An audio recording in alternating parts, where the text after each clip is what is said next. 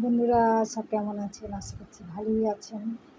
আমরাও ভালো আছি, কিন্তু গরমের জন্য ভালো নেই। চলুন আগে রান্নাটা দেখিয়ে দেই। বাবা আজকে প্রচণ্ড গরম। যাই হোক, ভাত হয়ে গেছে,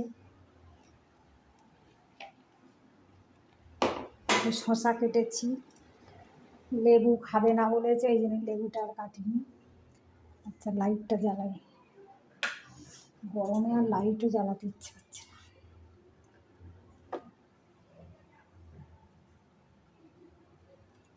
এটা দই ভাপা করেছি। দই ভাপা মানে কাতলা মাছ দিয়ে দই দিয়ে করেছি। আর এটা আলু দুটো তিনটে ছোট ছোট, আর আর ওটারে কী বলে, সেই তিতো শাকটা যে, সেটা দিয়েছি একটু। আলু দুটো, একটা পেঁয়াজ ওর সঙ্গে ছোটো, একটা কাঁচা লঙ্কা একসঙ্গে দিয়ে একটু নুন দিয়ে সেদ্ধ করতে দিয়েছি মাপে, ও তিতো জলটা বের করবে না বলে। আর হচ্ছে দই কাতলা এমনি আমি কড়াইয়ে বানাই, আজকে প্রেসার কুকারে ওই ভাপা টাইপের করেছি। কিন্তু ভাপা অনেকে টিফিন বক্সে করে, আমি টিফিন বক্সে করি না, কেননা মাছগুলো মানে খেলিয়ে চারিদিকে দেবো বলে। প্রেসার কুকারটা সাইজটা ঠিক আছে, ওই জন্য আমি ওতে ভালো করে বিছিয়ে মানে সাইজ করে দিতে পারবো বলে সাজিয়ে, ওই জন্য তেলটা আবার আমি কিন্তু গরম করে নিই। যে কাঁচা তেল আমি কাঁচা গন্ধ কিছু সহ্য করতে পারি না, সত্যি কথা। অ্যাকচুয়ালি ভাপাতে কাঁচা সর্ষের তেলের গন্ধ ভালো লাগে অনেকের, কিন্তু আমার সেটা ভালো লাগে না। ওই ঝাঁঝটা আমি সহ্য করতে পারি না, আর খেতেও আমার ভালো লাগে না। ঠিক আছে, আমার পুরো তেল গরম করে আবার আদা বাটা, পেঁয়াজ বাটা, রসুন বাটা সব একসঙ্গে মাখিয়ে, দইটা জল ঝরিয়ে, চিনি নুন টুন দিয়ে, কাঁচা লঙ্কা দিয়ে, তেল দিয়ে সব মাখিয়ে আবার তেল গরম করে ওগুলো আমি সব দেবো। দিয়ে কিছুক্ষণ আবার 5 মিনিট ওটা আবার আমি একটু ভাজা ভাজা করে নিই হালকা, না হলে আমার সব গন্ধ লাগে, সত্যি কথা বলছি। তো যে যেমন করে।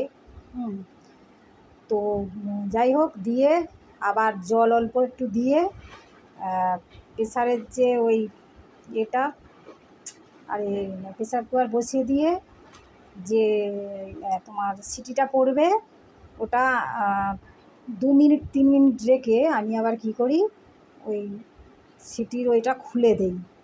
দিলে কী হয়, ওর ঝাঁঝটা বেরিয়ে যায়। তারপরে আমি লাস্টে ফুটিয়ে নিই, সত্যি কথা বলছি।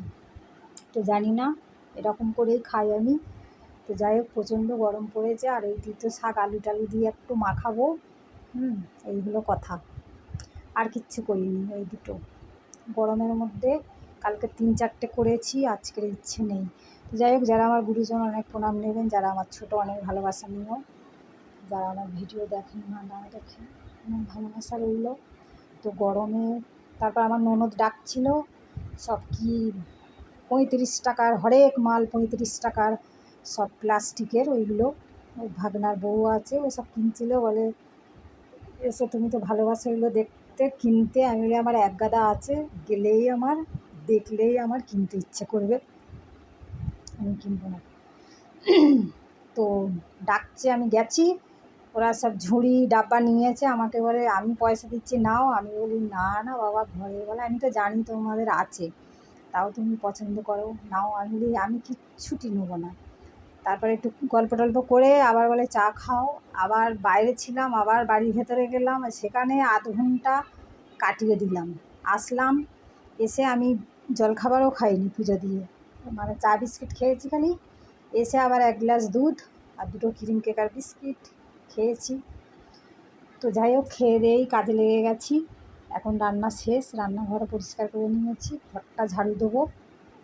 আর কিছু নয়, প্রচুর সবজি আনা হয়েছিল, প্রায় এখনও লাউ শাক টাক পড়ে আছে, এটা সেটা, কুঁদলি, ভেন্ডি, কাঁচকলা, টমেটো, শসা, মানে যাবতীয় জিনিস যা পেয়েছি আমি গুটিয়ে নিয়ে এসেছি। রাখছি তাহলে, সবাই ভালো থাকবেন, গরমে হালকা ফুলকা খান, কেননা যা গরম পড়েছে, মানে কী বলবো, গুমোট। শরীর এমনই অস্বস্তি লাগছে, আর কী বলবো। যাই হোক, তো রাখি তাহলে, টাটা, সবাই ভালো থাকবেন, সাবধানে থাকুন, রাখছি। টাটা, ভালো লাগলে লাইক শেয়ার করে দেবে।